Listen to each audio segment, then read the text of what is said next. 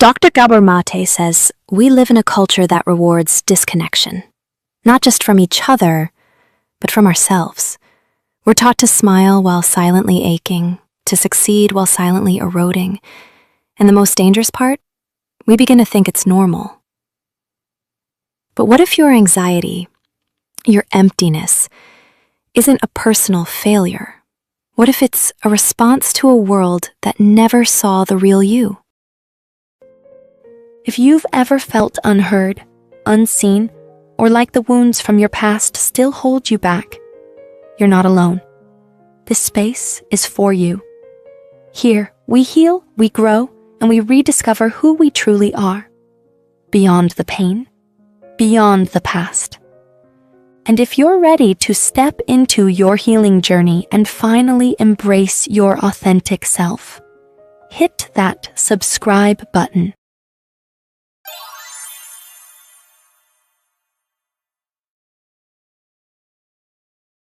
The normality in our society is that people are disconnected from who they are. And the consumer culture and the culture of fame and the culture of momentary attention and the culture of people influencing each other in engaging in totally meaningless activities. That's part of a culture of disconnection. And so that the reason so many people are suffering physical and mental illness, 70% of American adults are taking at least one medication. 70%. So on the one hand, we have this richest society in the history of the world. On the other hand, you have a large percentage of the population who got health issues of mind or body or both. It all comes from this disconnection from our nature. And so that's the biggest normality, quote unquote, of our culture. And so when Fromm says that just because a whole lot of people buy into something, that doesn't make it normal or sane, basically they have taken that and updated it to our present time. But I'm riffing on the themes that he raised all those years ago. Personality traits that a society would seek to inculcate in its members in order to keep itself going. I've sort of updated that. Now, in Huxley's Brave New World, people are literally gestated in a test tube, and they're biochemically and environmentally trained and developed to fulfill certain roles and to be happy with those roles. Now, we're not gestated in test tubes, and we're not mechanically programmed like that, but almost like we were. Because as Huxley points out in The Brave New World, the thing is to want to do what society expects you to do. So that what we end up wanting to do has got nothing to do with our own particular needs or true nature. It has to do with what the society expects of us. So these three traits. So we're not programmed like in Brave New World, but Huxley wrote that Brave New World not as some kind of a fantasy. He wrote it because this is where he saw society going. And it's only become more acute since he wrote that book in the 30s, I think. Yeah. And since since Erich Fromm wrote and spoke in the mid 20th century. So these character traits of disconnection from ourselves, this society needs us to be disconnected from ourselves. Otherwise, we wouldn't elect the politicians that we elect. If we're connected to our gut feelings, there's a very interesting story about Ronald Reagan. Oliver Sacks, who was a British-American neurologist and writer, he wrote The Man Who Mistook His Wife for a Hat and other very famous books. And he worked with neurologically challenged patients. And he describes an experience that he witnessed on a ward where there were patients who were aphasiac. That means they had a stroke, they lost their capacity for processing language. They're called aphasics. These aphasic patients, as a group, are watching Ronald Reagan, the president, on television, and most of them are laughing, and some of them are outraged. And Sachs asks himself, is it that they don't understand Reagan, or is it that they understand him all too well? And what it was, is these people could not be mesmerized by the words, because they didn't understand the words. They're reading his body language. And they read that he was a complete phony. And why was Reagan a phony? Because, not that he intended to be, but because he was a traumatized child whose father was a heavy alcoholic, and Reagan developed this Teflon, non-involved, emotionally distant, inauthentic persona as a way of surviving his childhood. In this insane world, that above it reassuring presence was seen as a political strength. And these aphasiacs who didn't buy into the words, they just saw the real person, they didn't buy it for a minute. So what I'm saying is that if we were connected to our gut feelings, there's a lot of things we wouldn't be choosing. A lot of things we wouldn't buy that we don't need. A lot of people we wouldn't follow who are actually not authentic themselves. So the big way that this society survives is by people disconnected from their gut feelings. So that's what I mean by it's an essential part of our social character is to be disconnected from ourselves. Well, interesting you mentioned the Matrix, because I could be wrong, but I'm pretty sure that I've heard the story that the people that wrote the Matrix did so after they took part in a self-awareness program, which I won't mention, but they did, so that they could see all of a sudden the gap between how they lived and the reality, Well, look, mass hypnosis. Let's take something simple. Let's take America's wars. Since the 1970s, America's been involved in several wars. Each time there's a war, sooner or later it transpires that it was based on a pack of lies. And this is true in American history. The Mexican-American War was based on a pack of lies. The Spanish-American War was based on a pack of lies. The Vietnam War, all these things were documented. It's not even controversial anymore. But at the time, everybody bought into it. Now, anybody who'd done the research at the time would have known right away that they were being fed lies. And despite the fact that, or say the lie about the weapons of mass destruction in Iraq, which never existed, anybody with eyes in their heads knew that that was a manipulation and it wasn't true. The result was that thousands of Americans and 500,000 Iraqis died. Now, despite the fact that each time the lies are exposed, when the next war comes along, everybody still goes along with it. Well, that's mass hypnosis. It's like there's all this history.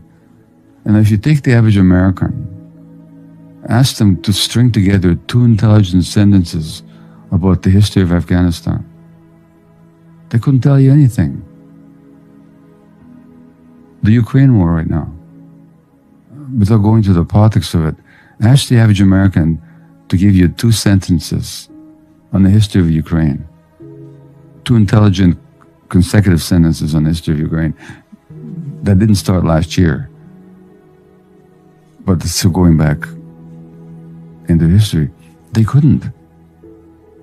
And yet, they get swept along every time into the narrative. And I'm only talking about these wars. I could talk about any number of political issues. It takes a kind of a passivity. Or take an issue that surely affects us all, climate change. We're talking today, this is January the 16th, I think. Today there's another article about Greenland, about how the ice mass of Greenland is melting at a faster rate than it has for over a millennium. Now, we all see it happening, but we're all totally passive in the face of it. It takes a hypnotic state of passivity. I mean, we're actually seeing the earth changing because of our own activities. Nobody denies that except people in utter emotional denial states, or unless you work for an oil company where it's your job to deny it. But nobody else can ignore what's going on. But you and I, we live our lives as if it wasn't happening. Well, that's a state of hypnotic passivity. And so this society, of course, thrives on that, because we get to be led into foreign policy adventures or economic policies that are turned out to be ultimately harmful, but we were, I don't even say willing participants, but we're passive participants. And I could go on, but there's a kind of passivity about us. And it's that passivity that allows advertisers to beam programs into our homes and into our machines that addict our infants. Our infants are getting addicted to technology. You can see it on brain scans. You can see it in their behavior. Would you allow drug dealers into your house to inject heroin into your infants? But we're allowing it. So that takes a tremendous amount of passivity. And we all find ourselves in this trance much of the time, lacking aware of our bodies and our minds and what our life intentions are. I mean, I tell you, I hate the idea of being on my deathbed and looking at it. I'm like, what did I do with all that time? You know, Yeah. Even now, you know. Yeah. So, so that waking up and not taking responsibility is a daily task. Again, this culture tends to lull us. It's designed to lull us to sleep all the time. With Thomas Merton, who's a Catholic monk, also and a mystic, and he also lived in mid-20th century, and in his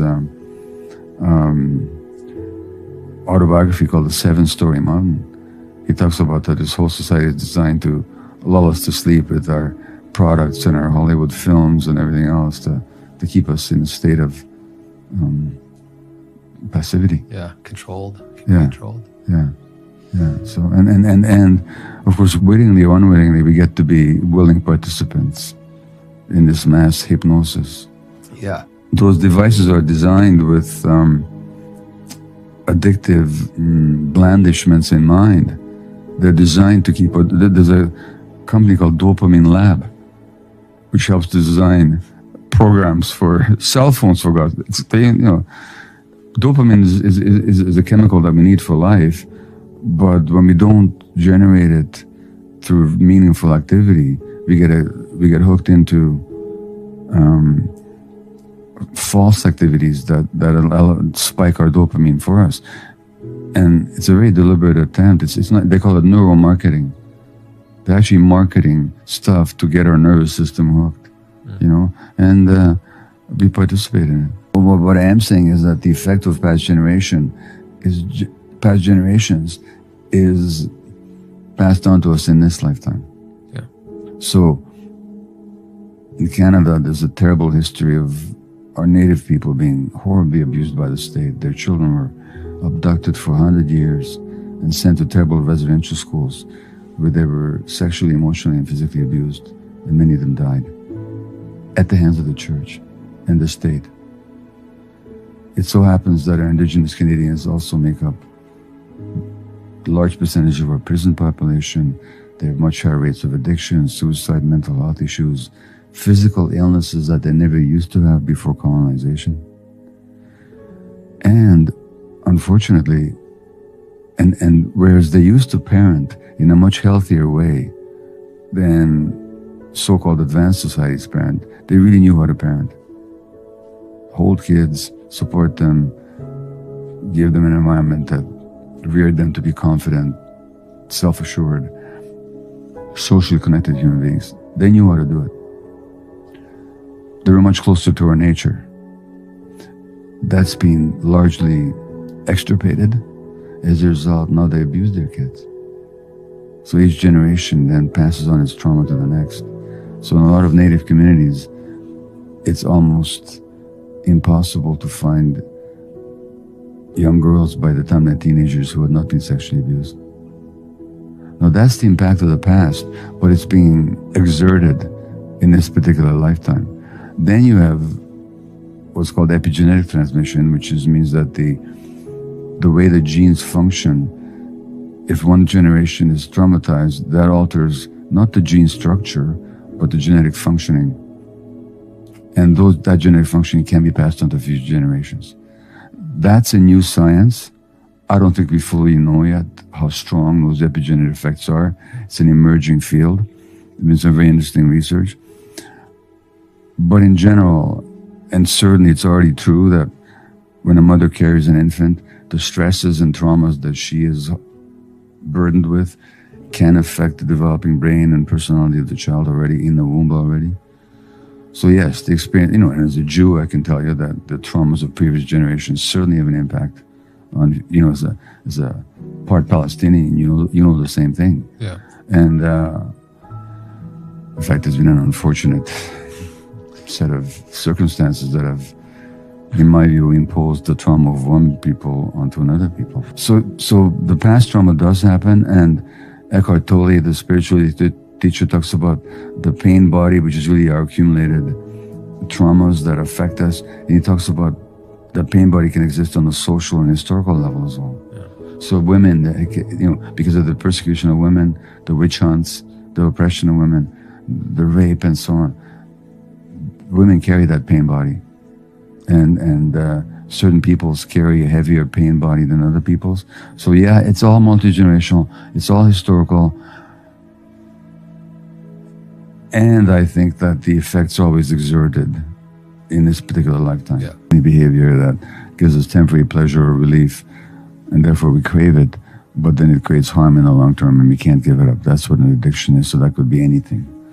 Gambling, sports, eating, shopping, work, relationships, pornography, food, internet, of course, anything. Yeah. Anything. Or we could do any of those things. Well, not pornography, but we could do more. We could be interested in sexuality without it being unhealthy, without that being in any way unhealthy. In fact, it being a very healthy expression of who we are. It all has to do with our relationship to it. Yeah. In a healthy relationship with any behavior, whether it's to do with say a glass of wine, or your work, or your sexuality, or your relationship, or how you relate to food, clearly we can have a healthy relationship with food. In fact, we have to. But we can also have a dysfunctional relationship to food that could threaten our health. The key question is, are we aware? Are we conscious? Are we making deliberate choices? Or are we driven by unconscious pain?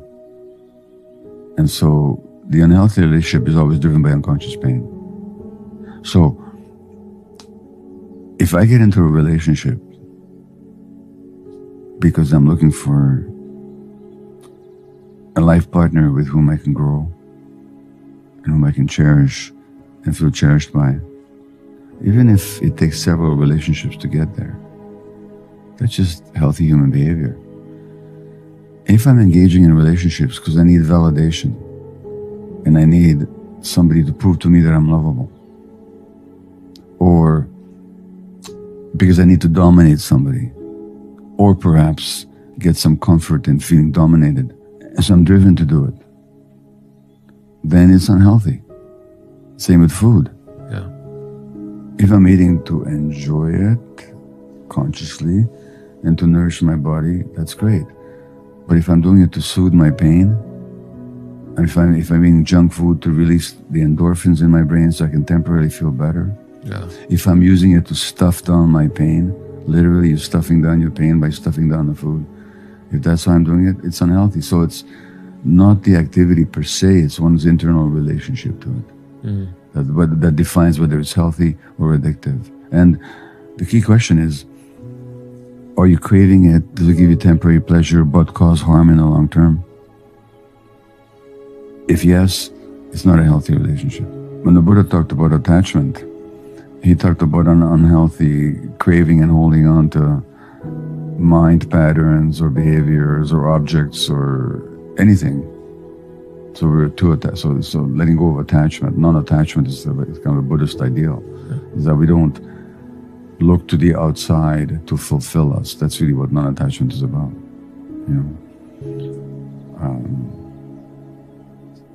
It's one thing for me to want my book to do well. It's another thing for me to be attached to the book doing well, so that how the book is doing then determines how I'm doing. Yeah. Not a healthy attachment. Right. But then we use the word attachment in modern psychology in a totally different way. Yeah. Where attachment actually is this relationship between parent and child. Yeah. Connection. And it's essential.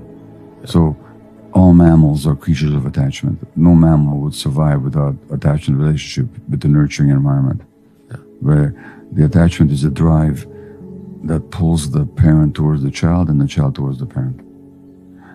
Or the drive that pulls two adults together, like it's a gravitational force that pulls two bodies together in order to procreate children, or to live in community, So attachment in that sense is a healthy human drive. Here's the kicker. Those people that don't get their healthy attachment needs met in childhood will become attached in the Buddhist sense to externals.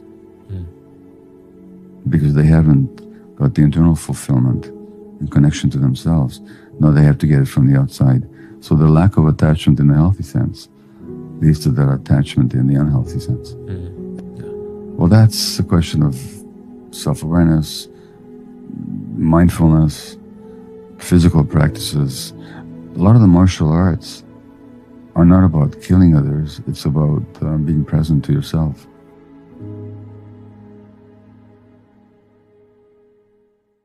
Perhaps the greatest illusion we've inherited is that pain should be hidden, that our struggles are private defects instead of public symptoms of a disconnected world. But the truth is quieter than all the noise. It lives in the body, in the nervous system, in the ache we've learned to ignore. Healing doesn't begin with doing more. It begins with listening. Listening to what hurts, to what was silenced, to what's been waiting patiently for us to come home. As Dr. Gabor Maté reminds us, the real work is not to fix who we are, but to remember who we were before the world taught us to forget. Healing takes time, and you don't have to do it alone. If this message resonated with you, know that your journey matters. Be gentle with yourself. Keep exploring and surround yourself with support. If you haven't yet, subscribe and join this community. We're in this together. And before you go, comment, "I am healing to affirm your growth. You are seen, you are valued, and you are not alone."